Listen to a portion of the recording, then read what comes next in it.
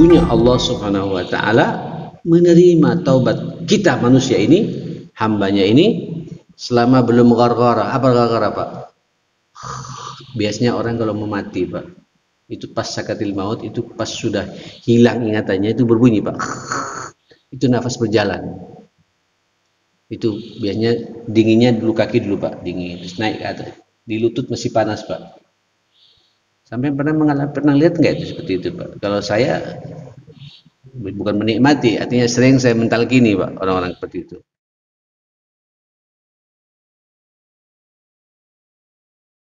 Bismillahirrahmanirrahim.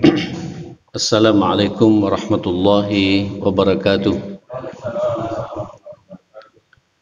Alhamdulillah alladzi bi ni'matihi tatimmus shalihat.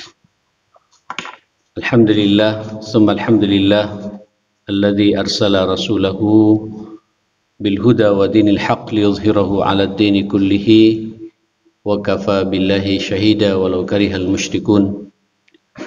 Wa asyhadu an la ilaha illallah wahdahu la syarika lah wa asyhadu anna sayyidana wa habibana wa qurrata a'yunina wa murabbina Muhammadan abduhu wa rasuluh arsalahu Allahu rahmatan lil alamin.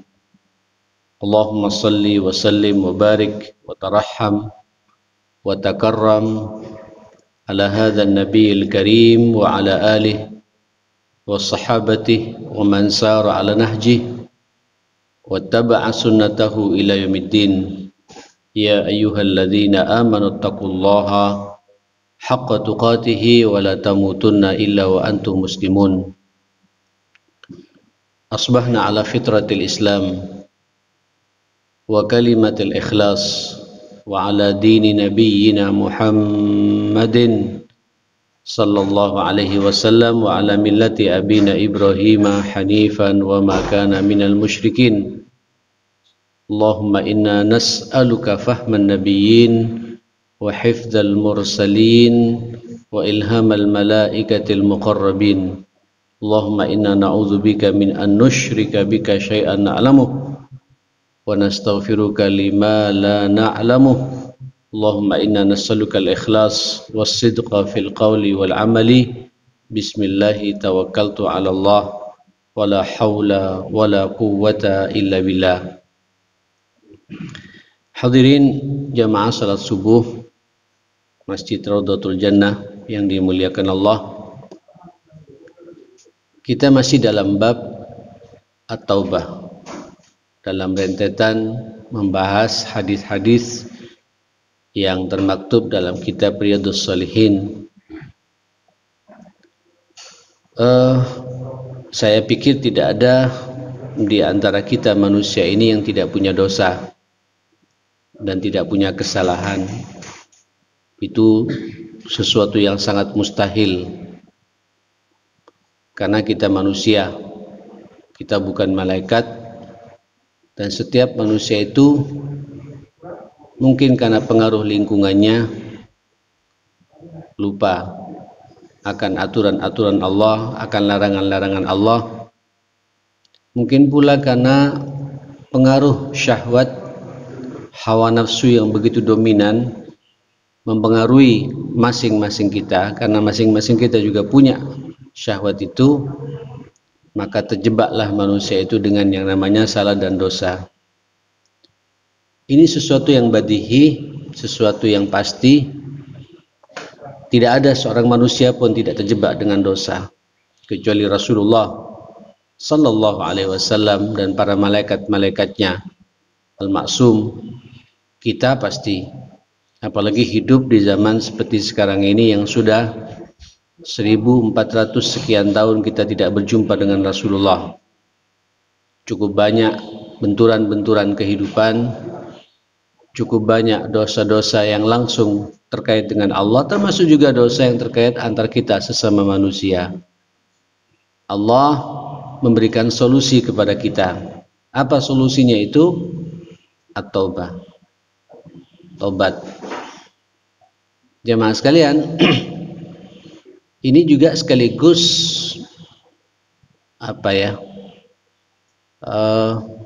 bukan memfungsikan Pak, Allah sudah berfungsi. Allah itu memiliki sifat Rahman, Rahim, Maha Pengasih, Maha Penyayang. Allah itu memiliki sifat Ghafur, sangat luas ampunannya, Ghaffar, sangat pemaaf.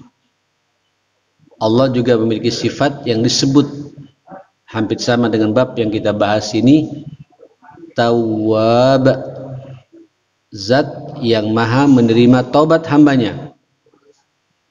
Jadi jamaah sekalian, ini kalau kemudian manusia tidak punya dosa, tidak berfungsi sifat Allah ini jamaah sekalian.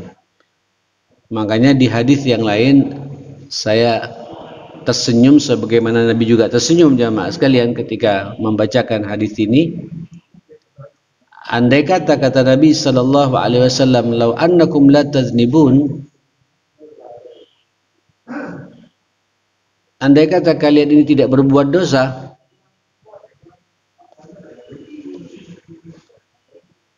andai kata kalian ini tidak berbuat dosa, kata Allah, la dhahaballahu bikum, Allah akan segera mencabut kalian semua. Coba lihat Pak, ini hadis ini sahih. Andai kata di antara kalian semua manusia yang tidak berbuat dosa, akan Allah ambil, segera diambil. Summa la ja'a biqaumin, kemudian Allah mendatangkan kaum baru, yuznibun wa yukhti'un, dan dia berbuat dosa dan pasti terjebak dengan kesalahan. Fayastaghfirunallah, kemudian dia istighfar kepada Allah dan taubat kepada Allah, dan Allah mengampuni semua kesalahannya itu. Yang penting Pak, Ibu, kita tidak hobi berbuat dosa. Beda Pak ya. Orang terjebak dengan dosa karena keterpaksaan dengan orang yang mencari dosa. Kalau mencari dosa ini hobi, memang menyengaja dirinya untuk berbuat dosa. Ini memang istighfarnya dan tobatnya perlu perhatian khusus. Tapi siapa di antara kita Pak, ya mohon maaf kemarin Sabtu, sekarang kita masuk Ahad, yang bisa selamat dari dosa ini? Dosa mata, dosa pembicaraan, yang suka gunjing orang, memfitnah, mengadu domba, ya, membicarakan hal-hal yang kotor, melihat pemandangan-pemandangan yang dilarang oleh Allah, lawan jenis dan lain. Siapa yang bisa selamat jemaah sekalian? Termasuk yang berbicara, bukan apalagi yang berbicara ini jemaah sekalian. Kalau saya sih yang paling saya takuti apa yang saya bicarakan tidak saya mengamalkannya. Ini yang paling berat bagi saya. Orang sudah kadang manggil saya Ustadz. Ya, ini dahsyat jemaah sekalian. Tapi kita tidak boleh putus asa, kita punya Allah yang Maha Rahman dan Maha Rahim. Ya. Nah, ikhwatal iman, subhanallah, inilah bab yang kita bahas. Tentu ada perbedaan antara taubat dan istighfar. Kalau istighfar itu meminta ampun. Biasanya kalau istighfar Pak, sampean ketika terjebak dengan dosa-dosa yang bukan berat, dosa-dosa ringan, dosa-dosa kecil. Apa itu? Pandangan-pandangan nakal, ya, yang kemudian kita lupa jemaah sekalian. Terus begitu sadar, astagfirullah, insyaallah diampuni oleh Allah Subhanahu wa taala. Berbohong yang tidak mencelakakan buat orang lain, insyaallah dengan istighfar sampai optimis itu. Astagfirullahaladzim. Makanya Nabi Pak setiap hari istighfarnya berapa kali? 70 sampai 100 kali. Ini pembelajaran buat kita, padahal Nabi dah punya dosa jemaah sekalian, dan bertobat kepada Allah.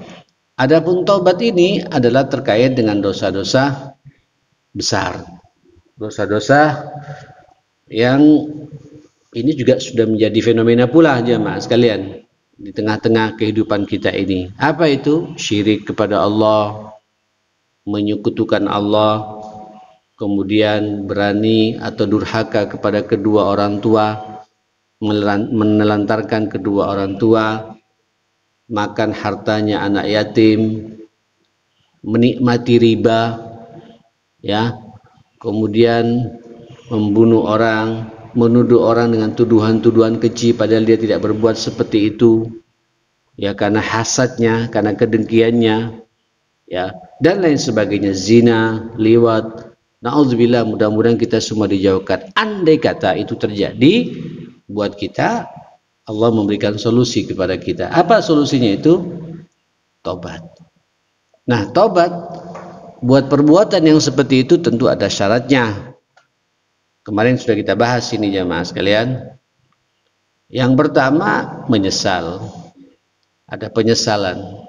Ya Allah, kenapa saya sudah berumur kepala 5 seperti ini, kepala 6, kok masih hobi ngeliat YouTube gitu.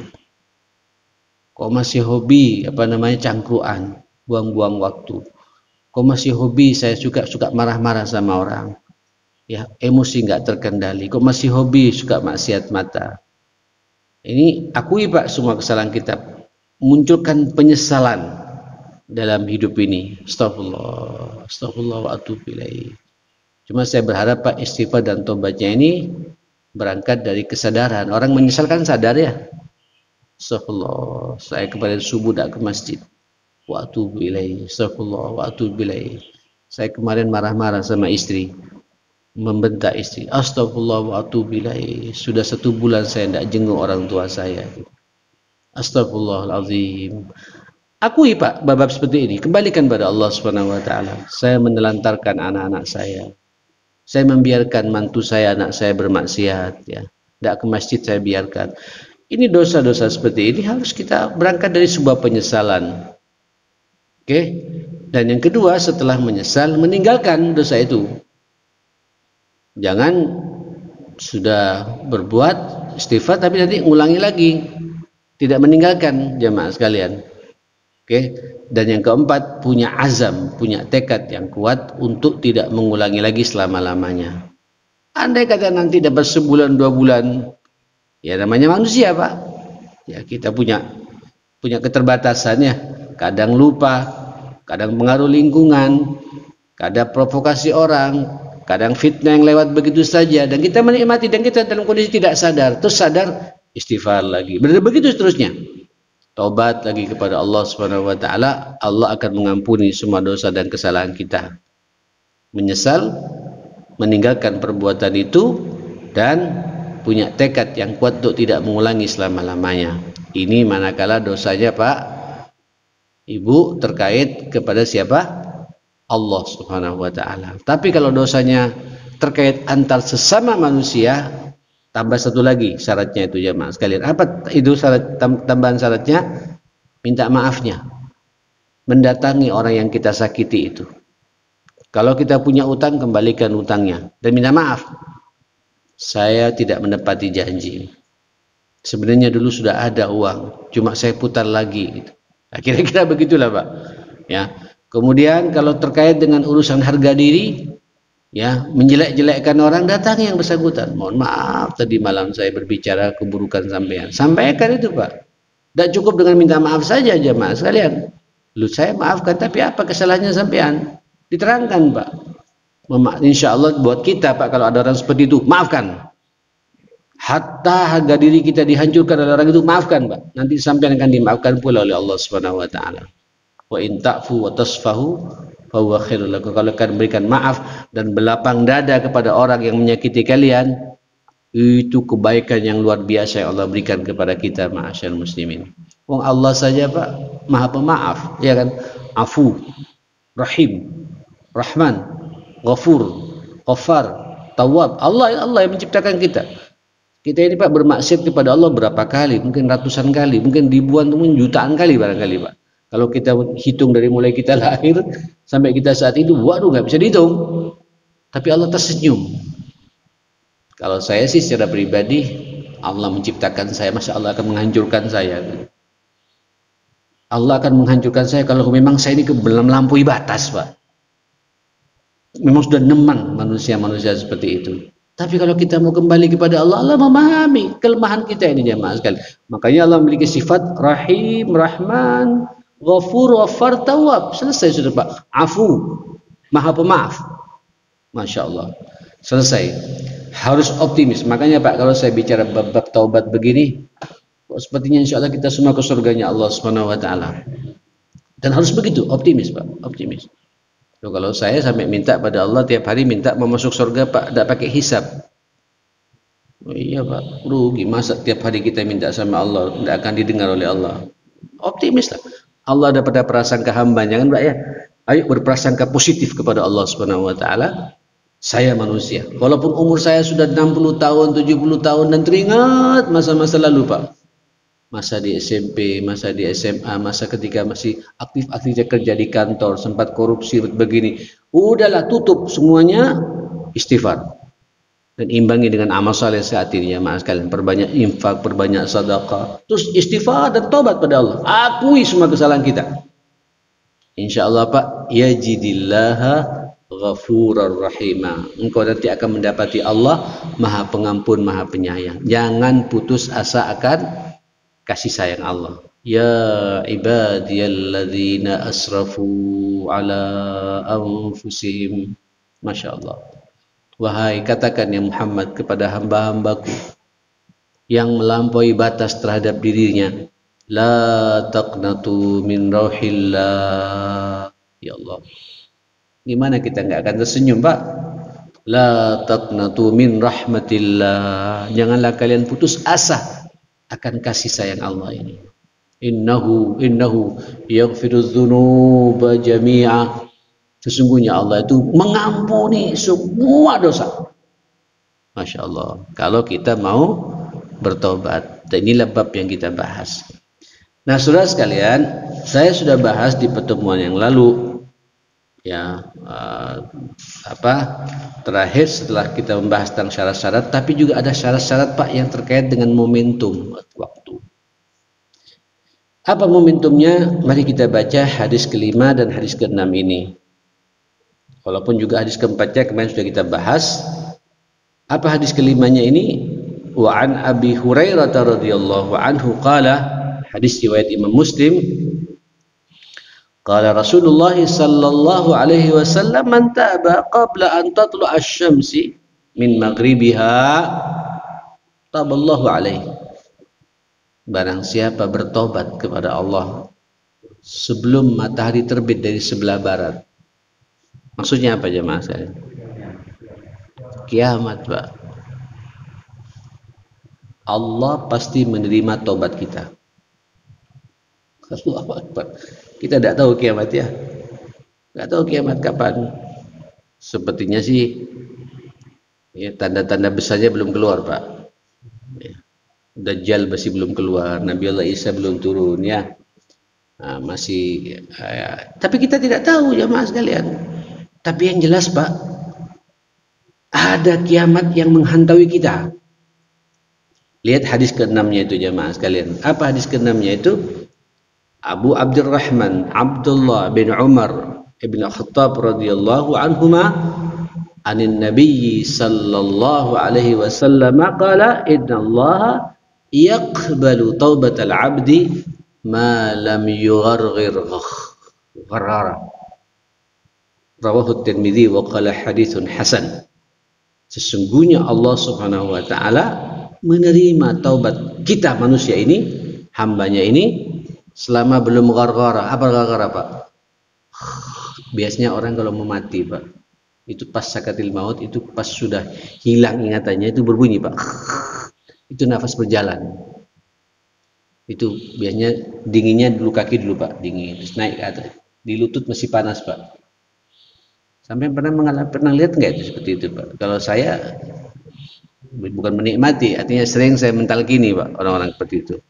Lihat kakinya dingin, dingin sekali. Oh berarti berjalan tuh Pak. Diambil pelan-pelan. Rohnya itu jemaah kan. Terus naik. Kemudian subhanallah di paha ke bawah dingin Pak. Perut ke atas masih hangat. Subhanallah perut dingin, dada panas. Pas sampai ke sini kelihatan itu. Udah kayak gitu Pak, tidak berfungsi lagi jemaah sekalian. Nah dalam kondisi-kondisi sadar itu Pak sampean talqini, bacakan Yasin, Iqra'u Yasin ala mautakum, kata Nabi, bacakan Yasin bagi orang yang mau meninggal dunia. Biasanya kalau masuk rumah sakit di ICU itu ada alatnya Pak. Ya, saninya oksigennya turun, biasanya 96 normal terus 80 terus kayak gitu jemaah sekalian. Kelihatan itu enak Pak. Kalau pas lagi sadar, Allahu Akbar, itu yang istimewa jemaah sekalian. Sampean tampil, makanya dokter itu harus harus memahami masalah ini Pak, dan berkonsolidasi dengan keluarganya yang paham agama itu. Ayo datang, kayaknya sudah bentar lagi nih mau dipanggil oleh Allah Subhanahu wa taala. Itu kan ada alatnya jamaah sekalian. Dalam kondisi sadar talqini atau bacakan surat Yasin. Bacakan surat Yasin bagi orang yang mau meninggal dunia, kata Nabi. Saya tidak sekali dua kali Pak. Ada, ya Allah. Yang pertama itu ada orang umurnya masih 40-an Pak, 46, 47. Gagal. Tidak ada satu jenazah pun orang meninggal dunia dimanapun selalu dia datang. Di Madura, nanti ke Banyuwangi, nanti kemana lagi. Pokoknya ada orang kenal dia, orang meninggal datang. Suka takziah orang ini jemaah sekalian. Dan setiap ada orang sakit tidak bisa diam, dia bantu betul. Subhanallah, ikhwatal iman, kena stroke Pak, pecah pembuluh darahnya di otaknya, sampai keluar lidahnya, digigit hampir putus. Untung ada yang paham Pak, kemudian dipaksa buka, dikasih apa? Dikasih sendok atau apa gitu ya. Subhanallah, itu tidak sadar Pak. Aduh, gimana nih cara masuknya? Tapi kita untung tahu siapa orang ini jemaah sekalian. Subhanallah, saya kok optimis jemaah sekalian. Saya udah bilang sama istrinya, sama keluarganya itu, ini nanti akan sadar orang ini. Betul jemaah sekalian. Itu sadar kira-kira 2-3 menit Pak. Loh, saya belum salah katanya. Ya akhi, ente sakit, saya bilang. Nih infusnya. Bingung dia Pak. Jadi setelah koma 2 hari sadar. 2-3 menit jemaah sekalian. Tayammum aja ya. Ya, saya belum salah saya. Tayammum ya Pak. Saya sendiri mentayammum Pak. Tayammum. Ayo salat. Allahu Akbar. Allahu Akbar. Kira-kira dapat 1 rakaat, 2 rakaat. Kumat lagi, hang lagi ya Mas sekalian gitu. Nah, ini kita kan jadi saksi Pak ya. Bahwa dia meninggal dunia dalam kondisi apa? Bertayammum terus salat Pak. Terus sampai meninggal dunia jemaah sekalian. Ada lagi pula Pak, ini hikmahnya. Ayo Pak, kita orang-orang tua ini terutama, mohon maaf saya berbicara begini, saya juga sudah tua Pak mau pelan sebentar lagi juga. Ayo perbanyak kita baca Quran. Karena kita tidak tahu kapan kita dipanggil. Dan kata Nabi, almar'u ma'aman ahabba. Seseorang itu nanti meninggal dunia bersama apa yang ia cintai. Kalau ia cinta baca Quran, meninggalnya Pak dengan Quran. Kalau dia hobi ke masjid, meninggalnya di masjid Pak. Ya, kalau hobinya nonton televisi, meninggalnya di depan televisi ya Mas. Ngeri juga ini Pak, betul. Ada seorang nenek Pak, 103 tahun, tidak pikun. Saya melihat langsung ya Mas kan, dia itu Pak tiap hari nggak ada kerjaannya hanya baca Quran. Kan tidak bisa bergerak aja Mas kalian.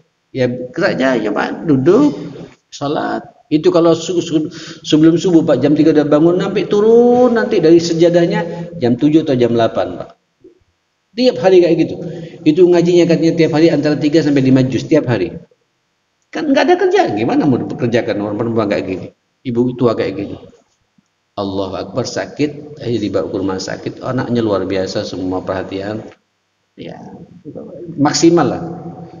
Ke rumah sakit, tadi ke rumah sakit nih ya, biar kita bisa rawat, nanti ada fisioterapi. Ya dia ngikutin, tidak menyusahkan, tidak apa-apa. Itu kalau dikasih kopi jemaah sekalian, dari mulai subuh, itu kopinya sampai sore Pak. Pelan-pelan ini, tidak kerepotin betul. Senangnya saya bilang itu. Cuma sama keluarganya dikasih pampers saja jemaah sekalian. Sudah masuk rumah sakit. Itu kan turun Pak, anunya Pak, angka-angka di ICU jemaah gitu. Tapi sadar, sakit nih, tidak bisa nafas, manggut, baca Yasin ya, baca Yasin, baca Yasin. Kita baca Yasin, keluarganya semua. Yasin, Al-Quran. Karena ada perintah dari Nabi Pak, bacakan Yasin itu bagi orang yang mau meninggal dunia. Itu perintah dari Nabi.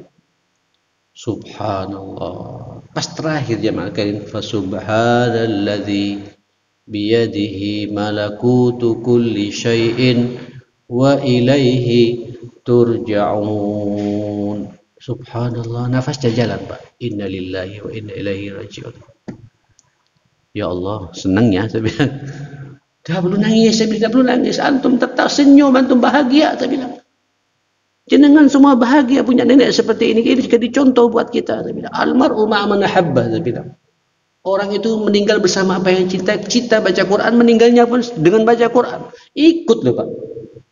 Sampai terakhir, wa ilaihi turja'un. Gak ada tarikan-tarikan orang menahan, tidak ada Pak. Keluar air matanya. Allahu Akbar. Subhanallah. Senang ya. Nah, ini Allah Subhanahu wa taala mengatakan di sini. Nabi mengatakan, "Innallaha yaqbalu taubatal 'abd ma lam yugharghir." Allah itu pasti menerima taubat hambanya selama belum apa? Belum mengharghar. Kalau sudah selesai tutup. Nah, mumpung Pak karena kita tidak tahu ya kapan kita akan meninggal dunia, minimal Pak sampean baca istighfar astagfirullahalazim wa atubu ilaihi. Saya Pak tadi dari Perak ke sini alhamdulillah bisa 100 kali Pak. Astagfirullahalazim wa atubu ilaihi. Pelan-pelan. Ya Allah tadi malam agak malam tidur lebih dari jam 10 gitu. Astagfirullahalazim wa atubu ilaihi. Astagfirullahalazim wa terus begitu Pak. Kemarin saya agak guruan saya agak kasar sama istri ibunya anak-anak gitu. Astagfirullahaladzim wa atubu ilaihi. Ya Allah, saya baca Quran kok ngejar target saja, tidak khusyuk, tidak apa. Astagfirullahaladzim. Kemarin saya ngelihat pemandangan nggak bagus. Astagfirullah. Terus gitu Pak, biasa. Masa sih? Kan kata Nabi, ayo perbanyak istighfar karena kalian tidak tahu di mana nanti maghfirah Allah itu akan turun dan rahmat Allah akan turun kepada kalian gitu. Istighfar dan taubat kepada Allah Subhanahu wa taala. Nah, Saudara, terkait dengan momentum ini bagi kita terbuka lebar. Sampai kiamat yang sebenarnya itu masih dibuka pintu pertobatan oleh Allah kepada kita, dan buat kita secara pribadi yaitu kiamat kecil namanya apa? Kematian. Mudah-mudahan kita semuanya husnul khotimah insyaallah Pak ya. Ya, andai kata kita dipanggil oleh Allah, ayo optimis saja Pak. Pokoknya tiada hari kecuali sampai istighfar dan taubat. Kalau Imam Al-Banna rahmatullah alaih Pak, itu ada pun dia punya tulisan dalam risalah taklimnya itu namanya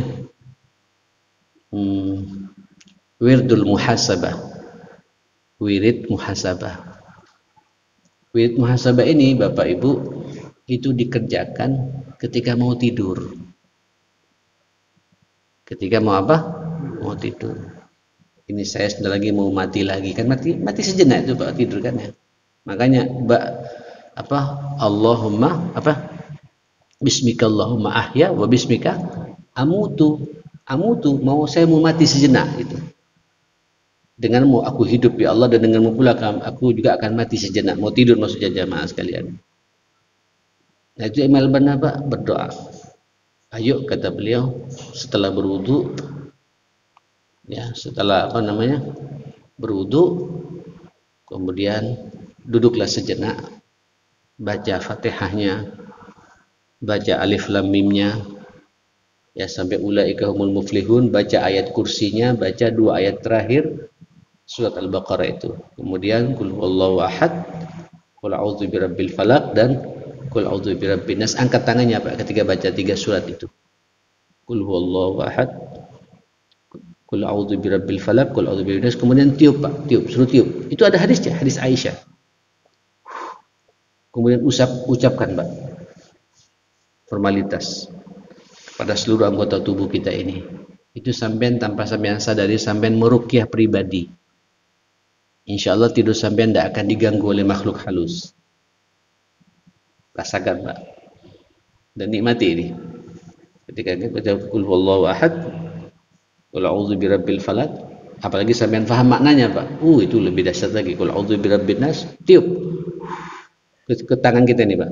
Kemudian usapkan ke muka seakan-akan kita mengusap seluruh anggota tubuh kita sampai ke kaki kita aja Mas kan. Terus evaluasi kata beliau.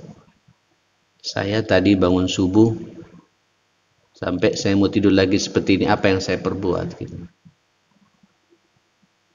Kalau sampean merasa lebih banyak amal solehnya, bersyukurlah kepada Allah. Alhamdulillah alladzi bi ni'matihi tatimmus shalihat. Mudah-mudahan ya Allah besok bisa istiqomah seperti ini.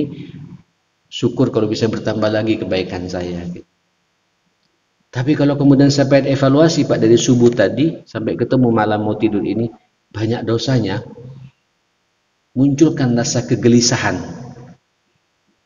istighfar dan tobat yang benar kepada Allah, dan munculkan perasaan bahwa malam ini malam terakhir, besok saya akan mati. Ya apa kira-kira Pak? Besok akan mati, saya nggak akan bangun lagi. Sehingga sampean betul-betul nyatu dengan Allah Subhanahu wa taala. Beda itu Pak. Tidurnya berkualitas ma'asyarul muslimin. Jadi tidur dengan antara bainal khaufi war raja, antara penuh pengharapan akan rahmatnya Allah, akan kasih sayangnya Allah, tapi juga takut akan dosa-dosanya nggak akan diampuni oleh Allah. Tapi kita paham Allah Maha Pengampun. Nah, kalau tiap malam Pak sampean terbiasa seperti itu, masa Allah tidak akan mengampuni semua dosa-dosa kita ma'asyarul muslimin. Makanya kata Sayyidina Umar bin Khattab, wazinu anfusakum qabla an tuzan, hasibu anfusakum qabla an tuhasabu. Hisab dirimu, perhitungkan dirimu sebelum nanti akan dihisab oleh Allah, dan timbang-timbang amalmu itu. Karena nanti pada hari kiamat akan ditimbang. Kalau sampean terbiasa menimbang seperti itu, nanti meninggal dunia Pak, enak, lebih ringan tanggung jawabnya di hadapan Allah. Karena tiap hari sampean terbiasa minta ampun kepada Allah Subhanahu wa taala. Nyambung ya? Nah, terakhir jemaah sekalian, ini agak panjang sedikit Pak. Dari Zair bin Hubeish, qala ataitu Safwan bin Asal radhiyallahu anhu as'aluhu 'anil massi 'alal khuffaini faqala. Kata Zair ini Pak, pengarang hadis ini, seorang tabi'i menemui seorang sahabat namanya Safwan bin Asal. Saya sengaja datang menemui beliau, menemui Safwan, kata Zair ini, menanyakan tentang cara wudhu ketika sedang memakai sepatu. Dulu Pak, orang Arab kita kan nggak ada musim dingin di sini Pak ya. Di Arab itu Pak hanya ada dua musim, panas sama dingin. Ya. Kalau di Eropa ada musim semi segala macam Pak ya. Di sana tuh hanya dua musim, panas dingin. Kalau pas dingin, sampai tahu sendiri Pak, lagi Madinah Pak, kering. Itu wudhu nyentuh air Pak, ini kayak ada es di sini jemaah sekalian. Saya pengalaman 5 tahun Pak di sana. Itu kalau saya flu, itu pernah sekali waktu Pak flu, terus keluar ingus Pak, tidak bisa balik lagi. Karena ingus jadi es Pak. Saking apa namanya? Saking dinginnya jemaah sekalian gitu. Cepat memproses, ya Allah luar biasa waktu itu. Dipegang loh, ingus kita jadi es. Nah, ikhwatal iman, itu dulu ada rukhsah dari Nabi itu. Jadi ketika wudu, basuh muka, kedua telapak tangan kita sampai ke siku, kemudian mengusap rambut, kemudian terus membasuh apa? Kaki kan ya. Nah, ketika dalam kondisi seperti itu, selama sepatunya itu menutup mata kaki, kalau sekarang kaos kakinya tebal dan menutup mata kaki sampai ke atas, itu boleh sampean membersihkan Pak sepatu itu hanya bagian atasnya saja. Kayak ini sepatu kaki Pak, ini sepatu. Ini yang dibersihkan Pak, bukan di bawahnya ya Mas sekalian. Formalitas. Kemudian salat. Dulu memang Pak, masjid di zaman Nabi tidak pakai keramik seperti ini ya. Masjid kan pakai langsung apa? Tanah Pak, pasir. Ya. Sehingga salat pakai sepatu biasa.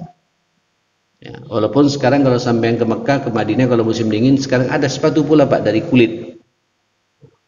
Sampai ke mata kaki sini jemaah sekalian itu dipakai. Saya biasanya di sana seperti itu Pak, beli ya, cuma 15 rial, 10 rial gitu.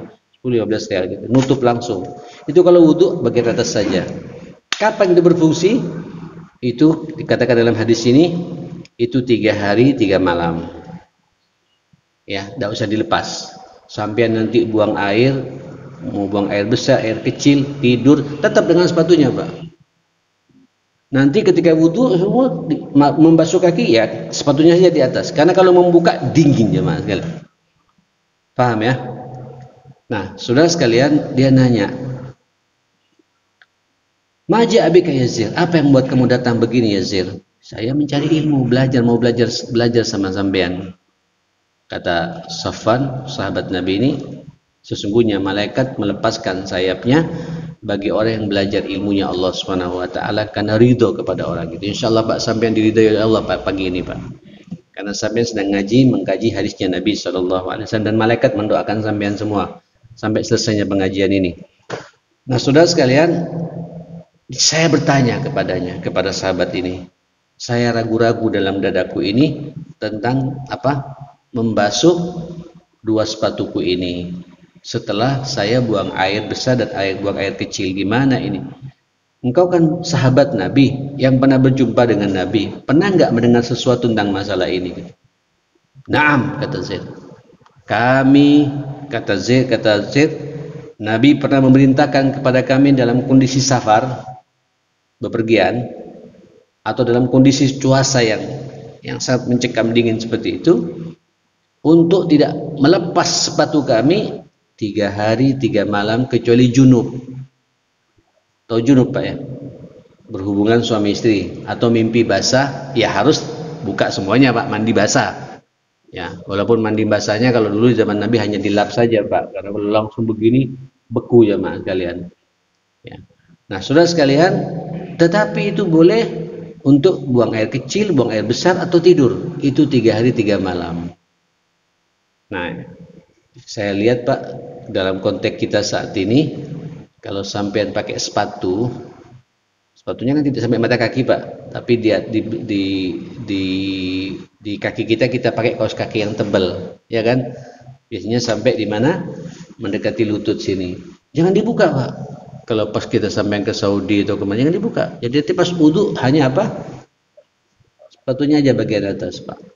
Atau kalau kemudian sepatunya nggak masuk ke masjid, ya kaos kakinya aja dibersihkan bagian atas kemudian masuk ke masjid, itu boleh. Nah, silakan nanti siapa yang ngaji fikih di sini Pak? Hah? Wafi, tanya sama satu Wafi jemaah kalian. Hah? Kemarin ya? Ya, alhamdulillah. Tanyakan Mbak, bab seperti ini ada dipelajari bab-bab seperti ini. Saya tidak akan masuk bab fikihnya, ya sudah.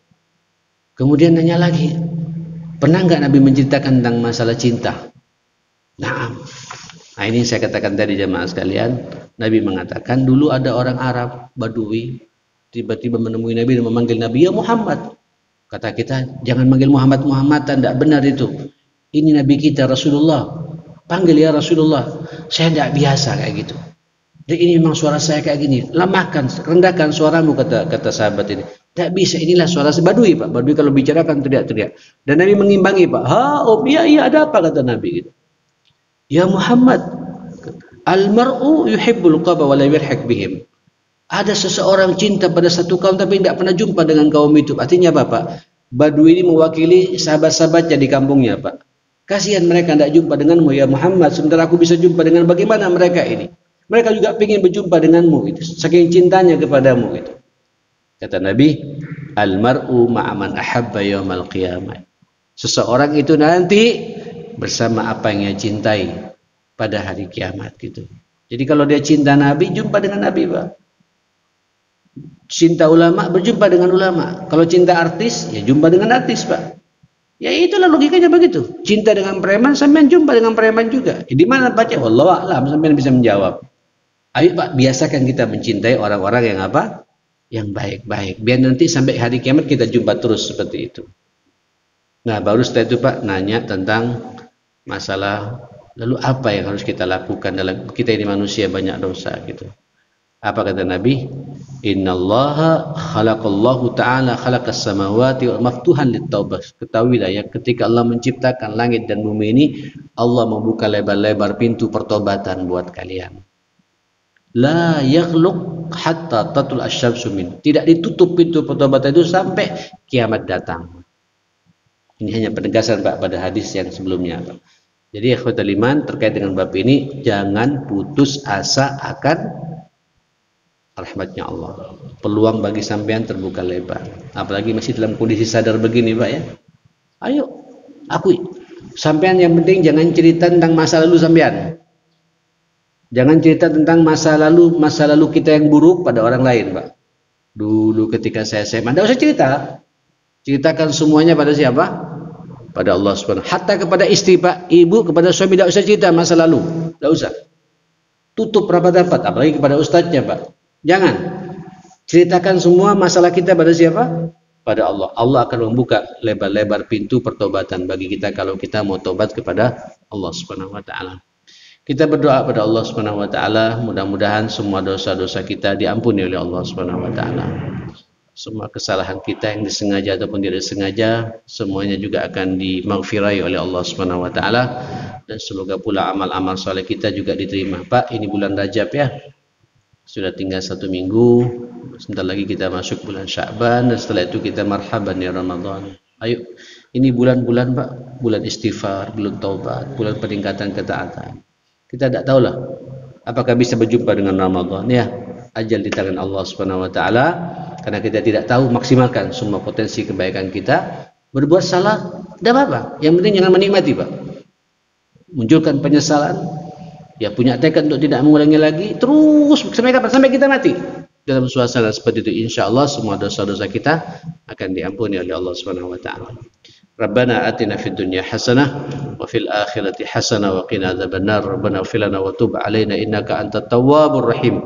Allahumma arinal haqqa haqqan warzuqna ittiba'ah wa arinal batila batila warzuqna ijtinaba ya rabbal alamin ya hayyu ya qayyum bi rahmatika nastaghits innaka ala kulli syai'in qadir. Allahumma inna na'udzubika min jahdil bala wa darkis syaqa wa su'il qada wa syamatatil a'da bi rahmatika ya arhamar rahimin. Rabbana ighfir lana wa tub 'alaina innaka antat tawwabur rahim. Rabbana ighfir lana wa tub 'alaina innaka antat tawwabur rahim. Allahumma barik lana fi Rajab wa Sya'ban wa ballighna Ramadan birahmatika ya akramal akramin. Wa sallallahu ala sayyidina Muhammadin wa alihi wa sahbihi wasallam. Alhamdulillahi rabbil alamin. Saya mohon maaf. Subhanakallahumma wa bihamdika asyhadu an la ilaha illa anta astaghfiruka wa atubu ilaik. Bagi yang niat untuk i'tikaf, tambah saja Pak 5 menit lagi sampai di sini, terus salat 2 rakaat, setelah itu silakan pulang ya. Barakallahu fikum, saya pulang duluan. Assalamualaikum warahmatullahi wabarakatuh.